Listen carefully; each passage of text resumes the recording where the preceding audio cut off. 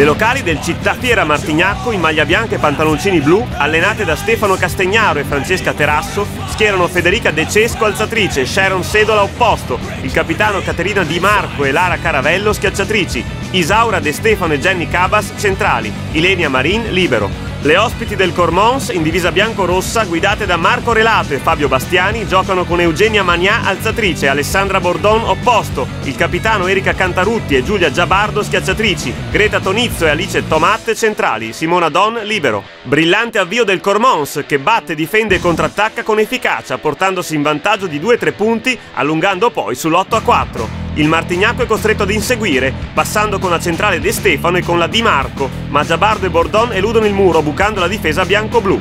Il Cormons conduce fin sul 18-15, quando una ricezione errata e una doppia in palleggio della Magnà, sostituita da Nadia Villa, riportano le locali in parità. Le ospiti replicano con le micidiali conclusioni di Giabardo e Cantarutti. Per contro le udinesi infilano 3 errori in attacco, lanciando le goriziane sul 23-18. La ricezione bianco-blu si disunisce e l'errore della Caravello consegna il primo set al Cormons. Marco Relato conferma la giovane alzatrice Nadia Villa, classe 91, al posto della Magnà. Formazione invariata anche per le locali del Città Fiera, che ripartono decisamente meglio, registrano il muro e contrattaccano con maggiore efficacia. Per contro il Cormons vede calare le percentuali in attacco di Cantarutti e Giabardo, subendo il gioco delle udinesi che prendono il largo sull'8-4, resistono al tentativo di rimonta cormonese, imponendosi a muro e colpendo in contrattacco con l'opposto Sedola. Coach Castagnaro inserisce la giovanissima centrale Chiara Mazzonetto per Jenny Cabas. Le ospiti tengono fin sul 14-12, poi cedono di schianto, non riuscendo a contrastare le azioni del Martignacco, che blocca muro Bordon e Cantarutti, imperversa in contrattacco con Sharon Sedola e Lara Caravello, volando sul 20-12. Il Cittafiera domina, siglando il punto del 22-14 con la centrale De Stefano, poi conquista in scioltezza il secondo parziale per 25-16 con lo splendido diagonale vincente di Caterina Di Marco. La différence avec la nuit est subtile et il faut avoir l'œil. C'est juste un ton plus clair. Même les vieux coqs font la distinction. Stefano Castagnaro conferma in campo la centrale sedicenne Mazzonetto. Il terzo set nasce e si sviluppa in perfetto equilibrio. Giabardo da un lato, Sedola e Caravello dall'altro non si risparmiano, prolungando il punto a punto fino al muro vincente della Di Marco sulla Bordon, che spinge il Cittafiera sul 7-5. Le bianco-blu attraversano un buon momento approfittando di un passaggio a vuoto del Cormons, che pasticcia parecchio in seconda linea andando sotto sull'11-6.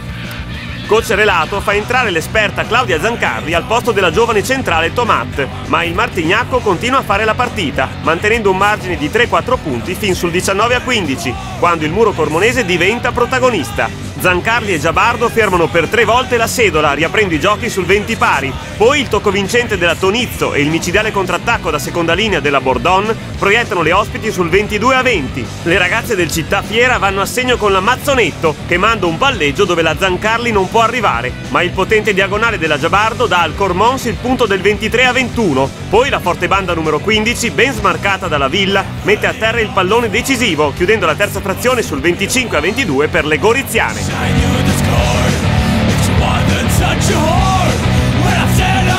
L'inizio del quarto set ricalca il trend del secondo con la perentoria ripartenza delle bianco-blu, in vantaggio sul 6-3, quindi sull'8-4, complici gli attacchi errati del Cormons con la Cantarutti. Le locali crescono in difesa ma pagano qualche svarione in ricezione, permettendo alle ospiti di riavvicinarsi sul 13-12. L'ispirata De Cesco varia bene il gioco, riuscendo anche a sorprendere le goriziane sul secondo tocco. Le udinesi riallungano sul 15-12, ma l'esperta Giabardo e le centrali Zancarli e Tonizzo riportano sotto Cormons sul 18-17. La Zancarli spedisce fuori un contrattacco facendo sfumare l'aggancio. La Di Marco invece non sbaglia, proiettando sul 22-19 il Cittafiera, che fa su il quarto parziale per 25-20 col muro vincente della Di Marco sulla Zancarli.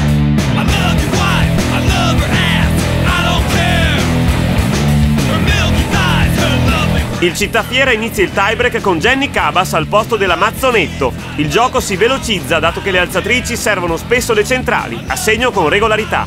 Il caldo tifo di Martignacco spinge le udinesi che mettono a segno un break di 3 punti, portandosi avanti sul 7-4 con 2 muri vincenti consecutivi dell'ottima Di Marco e della De Cesco. La Zancarli colpisce su primo tempo, ma un pregevole diagonale di Caterina Di Marco manda le squadre al cambio di campo con le locali avanti sull'8-5. La battuta della Cantarutti sorprende la Sedola, prontamente sostituita da Elena Zottig. Giabardo e Tonizzo murano la Di Marco, la Zottig mette in rete un contrattacco favorendo il recupero del Cormons sul 10 pari. La lotta prosegue punto a punto, la tensione sale, Giulia Giabardo replica il primo tempo vincente della Cabas, 13-13. Il pallone scotta, De Cesco e De Stefano non si capiscono regalando alle ospiti la prima palla match, vanificata dal contrattacco errato della Giabardo, 14 pari. Nadia Villa si affida alla Cantarutti che mette a terra i 2 palloni decisivi, decretando il successo del Cormons.